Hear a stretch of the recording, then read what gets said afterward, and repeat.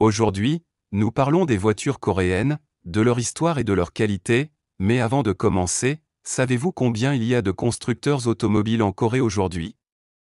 Il existe 3 constructeurs automobiles coréens que tout le monde connaît, Hyundai, Kia et Daewoo, mais à cette époque, c'était la Corée. Il y a quelques années, elle a lancé le turbo et s'est lancée, et sa production est devenue mondiale à tous les niveaux.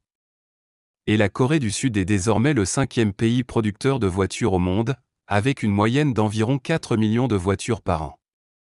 Mais à propos, la Corée du Sud était l'un des pays les plus pauvres du monde et il y a eu une famine après son occupation par le Japon entre 1910 et 1945.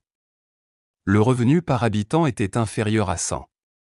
L'un de ces revers a eu lieu en 1998. Lorsque le pays était sur le point de l'effondrement, le gouvernement a demandé de l'aide à la population, et voici la chose étonnante, des millions de personnes ont fait don de leur or et de leurs bijoux, ce qui représente plus de 227 tonnes. Et il a collecté environ 3 milliards de dollars à cette époque. Il s'agissait d'environ 5,5 milliards de dollars. Ces sommes ont permis au pays de sortir de la crise dans laquelle il se trouvait. Aujourd'hui, le taux par habitant atteindra bientôt 35 000 dollars par an. Et plus que de nombreux pays européens. L'industrie automobile a débuté en Corée du Sud en 1955 pour un homme d'affaires coréen. Son nom, Choi Bu-song, avec 2 de ses sœurs, a synthétisé un moteur sur la carrosserie d'une voiture militaire américaine, la Jeep Willys, dans laquelle le métal de la surface des barils de pétrole est utilisé pour simuler la carrosserie de la voiture, et ils l'appelèrent Sibyl, ce qui signifie les commencements. La voiture est devenue plus populaire, même au roulage, et elle a duré 9 ans. Au cours de la même période, le gouvernement a publié un décret obligeant tout constructeur automobile souhaitant travailler en Corée à s'associer à un constructeur automobile local. L'un des résultats de cette évolution a été la naissance d'entreprises telles que Kia, qui collectionnait les voitures Mazda et Senara. Il y a eu une coopération entre NAM et Nissan, Asia et Hyundai qui avait une coopération technique avec Ford. En 1963, la production de la voiture Sibyl s'est complètement arrêtée et l'industrie automobile s'est lancée avec ses alliances et ses nouvelles entreprises, mais d'ailleurs, ces entreprises n'étaient pas des entreprises qui fabriquent des voitures au sens large, mais plutôt des entreprises qui collectionnent des voitures. Les éléments industriels de tout pays né se terminent désormais par la fabrication de toutes les pièces en Corée. En 1975, la première voiture coréenne entièrement fabriquée était le téléphone Hyundai, et on peut l'appeler United Security Car. L'aide financière provenait d'une banque française. La méthode de fabrication et d'assemblage venait de Grande-Bretagne, la conception provenait d'une entreprise italienne, le moteur et la boîte de vitesse provenaient de Mitsubishi. Au bout de combien d'années cette voiture s'est exportée? En 1982, Daewoo a commencé à fabriquer des voitures, mais malheureusement, cela a connu de nombreux échecs. GM l'a acheté en 2001 et a changé son logo du logo Daewoo au logo Chevrolet, et il est devenu le bouclier de GM en Asie.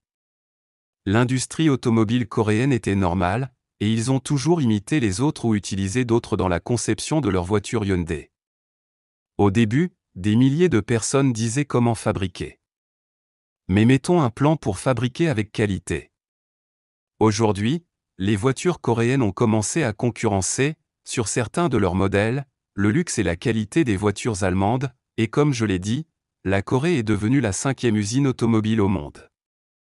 Et comme idée pour vendre plus de voitures à la lumière de la récession qui a frappé l'Amérique en 2008, Hyundai a proposé à quiconque achetait une voiture Hyundai, s'il était licencié ou s'il quittait son emploi, en raison de la situation économique pouvoir le retourner et récupérer de l'argent.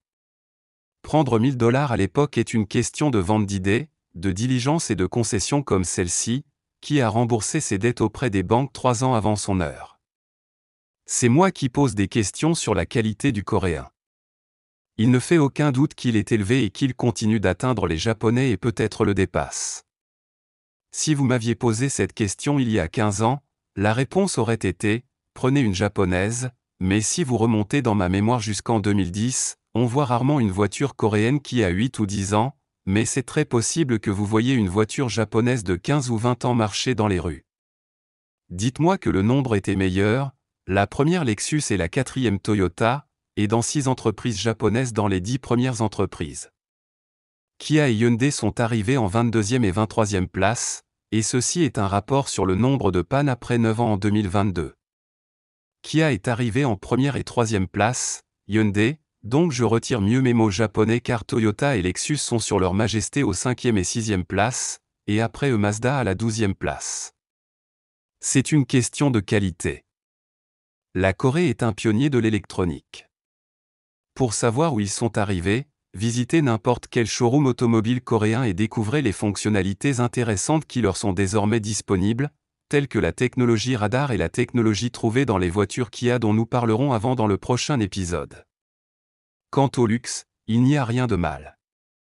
En écrivant une Genesis par exemple, que ce soit à l'extérieur ou à l'intérieur, vous ne vous sentez pas sauf si vous êtes assis dans l'une des marques internationales les plus luxueuses, on peut voir seulement maintenant sur les voitures coréennes qu'il y a 20 ans, la différence entre elles et les prix japonais était énorme et c'était environ 40% mais maintenant, dans les prix, c'est très proche du japonais et même pour certains modèles le prix est presque le même bien sûr la différence de change et la force de l'économie jouent un rôle mais le prix n'est pas devenu un point fort pour le coréen comme il l'était par le passé.